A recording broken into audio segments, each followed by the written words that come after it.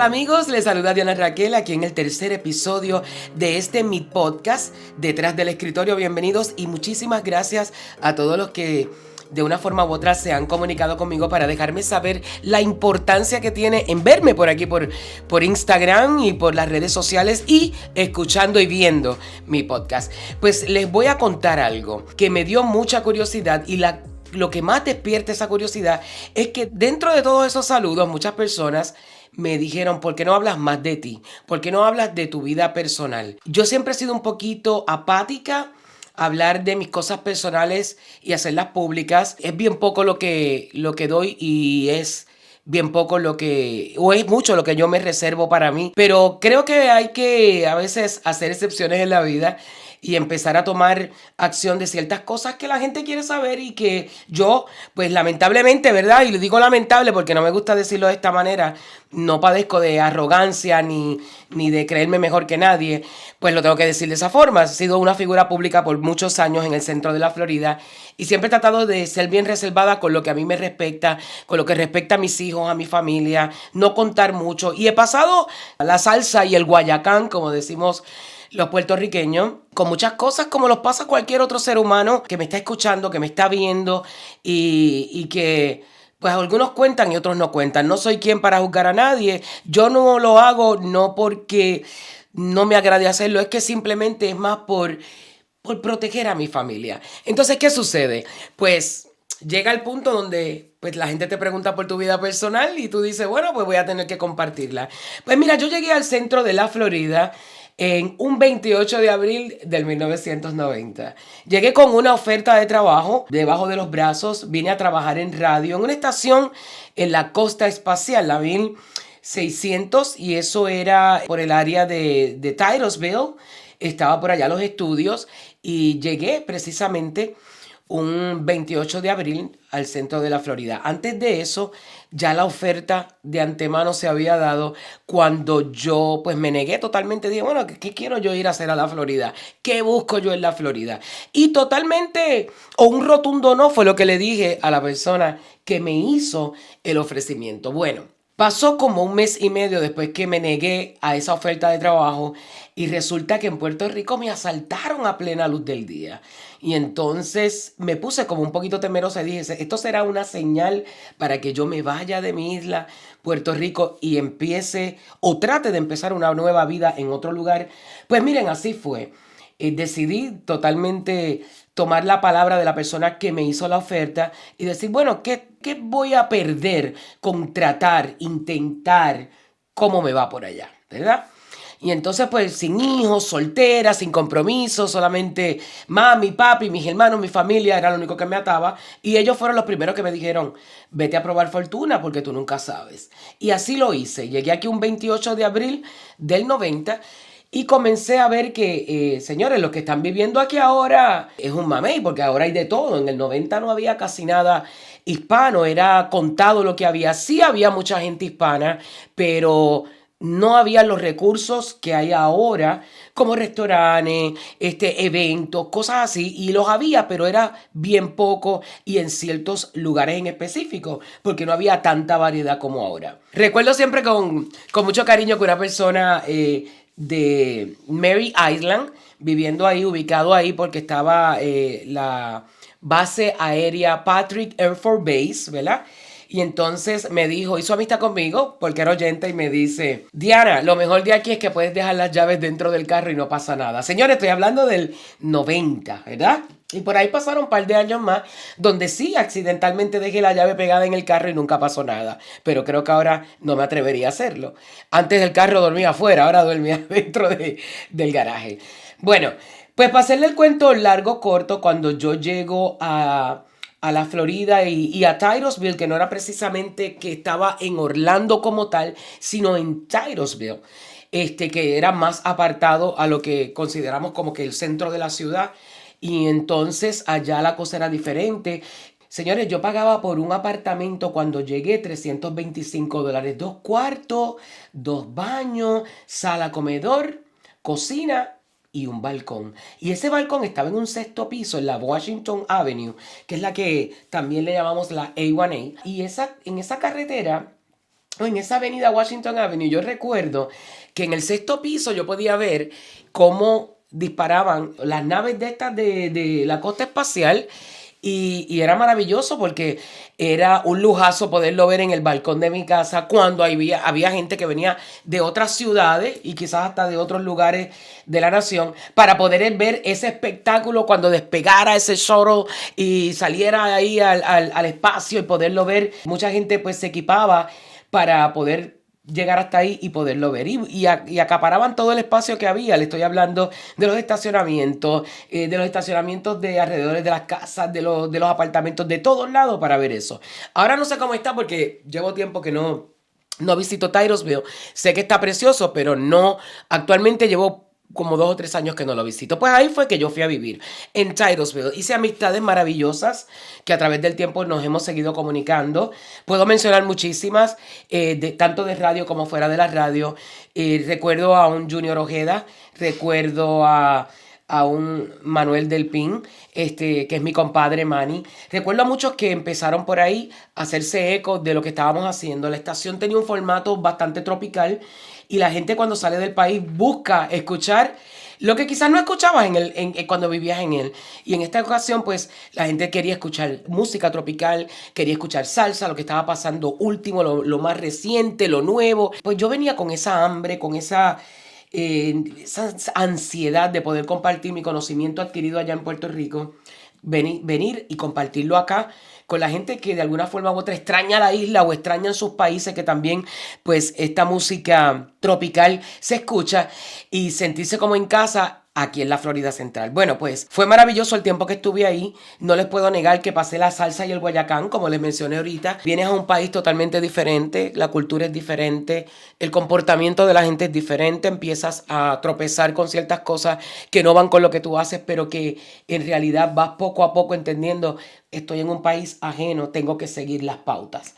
Y uno va entrando por el sistema hasta que logra pues ajustarse poco a poco. Recuerdo que en ese momento pues no había todavía celulares, y los que tenían celulares eran simplemente los ejecutivos o los doctores o los abogados, eran los que en realidad tenían aquella matraca que era bien grande.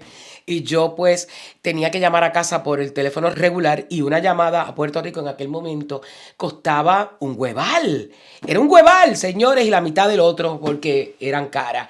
Y los primeros 3 meses yo me la pasé llamando a Puerto Rico 1 y 2 veces al día, y las facturas del teléfono llegaban tan y tan altas que yo decía, Dios mío, yo no voy a poder pagar esto, o voy a dejar el sueldo que me estoy ganando, lo voy a dejar en llamadas telefónicas. Y fui poco a poco diciendo, me tengo que desatar de querer saber lo que pasa en la isla. Tengo que desatarme un poco de mami, de papi, de los hermanos. Tengo que ir saliéndome de ahí para darle paso a mi nueva vida y no seguir en ese gasto excesivo de querer saber qué pasaba allá. No solamente con mi familia, yo quería saber qué pasaba en la televisión, qué estaba pasando en la radio, cuáles eran los programas nuevos, qué música nueva estaba llegando. Y es imposible porque entonces entraba yo en ese momento en unos gastos excesivos. Bueno, pues una vez que entré por el aro y decidí empezar a dejar de llamar, seguí evolucionando y creciendo un poco más. Señores, pero una de las cosas más raras, que a lo mejor para unos no es raro, para otros sí, fue que quise tener un hijo. Cuando yo llegué aquí tenía 25 años de edad. Quise tener mi primer hijo, pero yo lo que quería era el donante. Yo no quería al padre, sino al hijo. Entonces decido unirme a esta pareja y se la puse así bien fácil. Mira, si yo quedo embarazada, no te tienes que preocupar por mí, no te tienes que preocupar por el muchacho. Equivocada, no debía haberlo hecho. Y lo que quiero es a mi hijo. Yo soy lo suficiente para poder bregar con mi situación económica y mantener a mi hijo por mí misma. Y así lo hice, definitivamente así lo hice. No me enamoré, señores, simplemente establecí pareja con el donante. Y estas fueron las condiciones del donante. Le dije, ok, yo quiero tener un hijo, y ese hijo, pues, tú no tienes ningún tipo de responsabilidad, yo voy a asumirla completamente. Y él pues me dijo, mira, no, yo quiero ser parte de esto, yo quiero también pues tener la oportunidad de tener al niño cerca, sea varón, sea hembra, quiero tenerlo cerca. Bueno, señores, pues di a luz mi primer hijo, que ustedes me han escuchado hablar de él mucho, de Wesley Jovan. Y Wesley pues fue el primogénito y el que me hizo verdaderamente cambiar mi entorno totalmente y mi vida, porque no sé si a todas las madres le pasa lo mismo, ¿verdad? Creo que sí, que la mayoría de ellas sufren un cambio drástico y es que ya no piensas en ti nada más, como yo llegué aquí soltera pensando en mí nada más, sino que empiezas a pensar primero en la criatura y luego, si acaso te da tiempo para pensar en ti, pues estás en un segundo lugar. Y al año de el niño haber nacido, el padre o el donante dijo, ok, pues yo me quedo contigo, yo quiero criar al niño contigo. El problema era que yo no quería estar con él y entonces por ahí empieza toda esta tragicomedia donde yo al año traté y traté y traté, pero en realidad no pude. Y cuando no hay amor, pues es bien difícil. Y sí, critíquenme. Ah, lo cogiste como instrumento para poder tener un hijo. Pues así soy yo. Así lo hice y quizás pues eso resultó no ser la mejor jugada que haya podido hacer yo en mi vida, pero sí tuve un resultado maravilloso.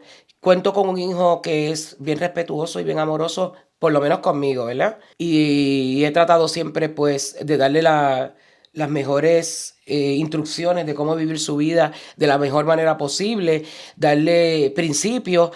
Nunca voy a arrepentir de realidad de haber tenido a Wesley de esa manera. Quizás él en algún futuro, ya él es un adulto, tiene 32 años, quizás todavía no me lo ha reclamado, él sabe la verdad. Quién sabe si cambia su modo de pensar y en un momento determinado lo reclama.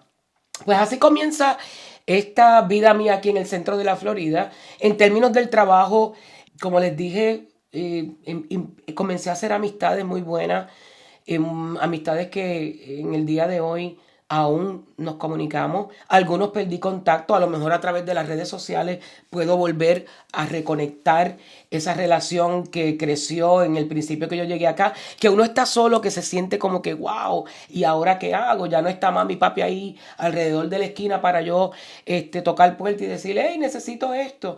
Pero encontré personas que se encargaron de darme ese abrazo familiar y ese calor que no me faltara nunca. En el trabajo fue todo muy bien hasta que, bueno, el dueño de esa estación empezó a tener problemas económicos, trajeron muchas malas consecuencias, no solamente a los empleados, sino a él también, como hombre de negocios y como en su vida personal. O sea, arrastró una cosa, arrastró la otra. Y tuvimos que movernos de ahí. Ahí también conocí al padre Miguel, todos conocen al padre Miguel, yo lo conozco como Miguel González, un gran amigo, un gran profesional, un locutor y sé de buena tinta que es un buen sacerdote. A él también lo tengo que mencionar porque fue parte integral de ese principio cuando yo llegué aquí al centro de la Florida. También toqué base con amistades que ya había tenido en Puerto Rico, como por ejemplo que hoy desde el 83 ha sido una de mis mejores amigas y en la actualidad lo sigue siendo. Vivimos cerca a mi prieta, como yo le digo, a Charito, María Rodríguez. Fue una cosa bien loca porque ella siempre me llamaba y estuvo un lapso de tiempo en Puerto Rico que no me llamó. Pero cuando me llama mi papá le dice, hey, ella está en la Florida, pero es que yo vivo en la Florida. Ya ella estaba aquí, pero yo vivo en la Florida. ¿Y dónde está ella? Ella está en Titusville. Bueno, le dieron mi número, nos comunicamos, me contacto, yo le digo, bueno, yo estoy como a una hora de ti. Ella estaba en Altamonte Spring, yo en Titusville. Y una hora relativamente no es nada. Porque aquí pues primero uno lo siente como que son distancias bien largas, pero después uno se le quita y va acostumbrándose y aclimatándose a ese tipo de distancia. Bueno, pues cuando me encuentro con Charo fue una cosa maravillosa, pude tener ese bonding nuevamente con ella, esa conexión que siempre tuvimos en la universidad y que después le contaré en otro de estos episodios que en realidad la amistad no fue tan buena desde el principio, se puso buena después, pero eso lo cuento en otro momento. Y así fue que fui relacionándome. Tuvimos que salir corriendo, como quien dice, al año de Titusville, porque la estación se fue a pique. Definitivamente no se pudo hacer más nada.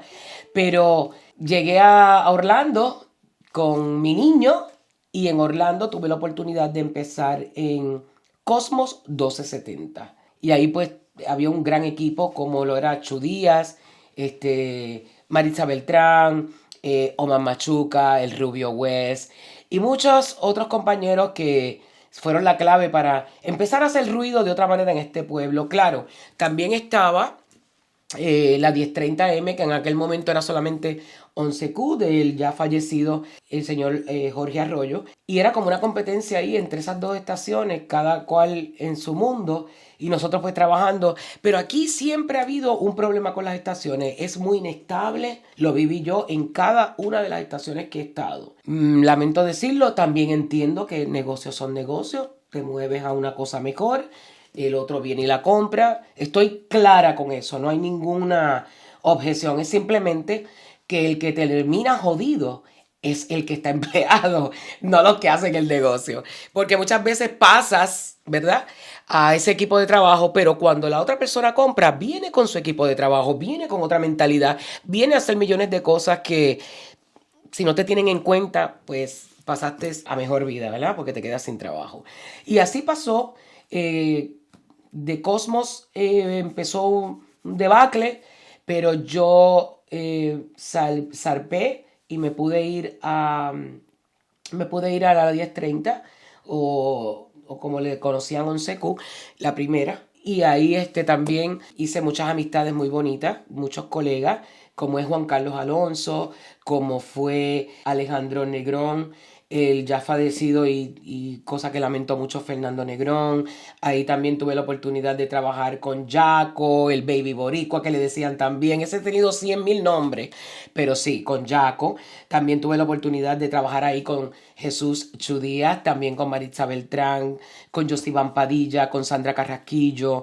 En fin, trabajé con un sinnúmero de personas ahí que uno va aprendiendo sobre la marcha y nunca dejar de aprender es lo importante aquí en este medio de la radio, que evoluciona de una forma bien rápida. Y le hablo radio porque en ese momento era el medio que estaba, o era radio o era televisión. No habían plataformas sociales, no había social media, no había nada de estas cosas que hay ahora.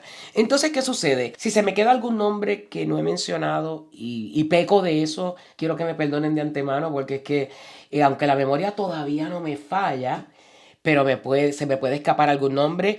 Déjame ver si me acuerdo de alguno más. Ahí estuvo Joy, que estuvo con los Orlando Magic. También estuvo, y oh my God, es que ha habido tanta gente que se me puede pasar. Feliz Santa, Ivette Marrero, ¿quién más? Jorge Mier. Y tuve la oportunidad también de laborar con él porque era la estación de su papá. Y ahí también, pues, pude cultivar muchas amistades y vuelvo y les repito, si se me queda alguien, perdónenme. Y esto es largo, así que en cada capítulo o en cada episodio de este podcast yo voy a tratar de ir desarrollando poco a poco cómo ha ido evolucionando mi vida a través del tiempo, a través de los años y a través de todo lo que empezó a acontecer desde que yo puse pie aquí en el centro de la Florida. Bueno, ahí estuve por alrededor de 6 años con Arroyo. En el 2001 pues yo tenía un non-compete, obviamente no podía, o me iba y cumplía el año, o no me iba y ahí me quedaba. Entonces yo decidí salir de ahí en el 2001 para poder hacer otras cosas, ya que al centro de la Florida había llegado la 98 y Rafael Grullón había tenido la oportunidad pues de hacerme el acercamiento. Recuerdo que fue los primeros que llamó fue a Juan Carlos Alonso, a esta servidora, y nos entrevistó en un hotel por allá en Lake Mary para ver cómo íbamos a ir funcionando con esto. Yo no pude entrar desde el principio a la 98, la nueva 98, Mega 98.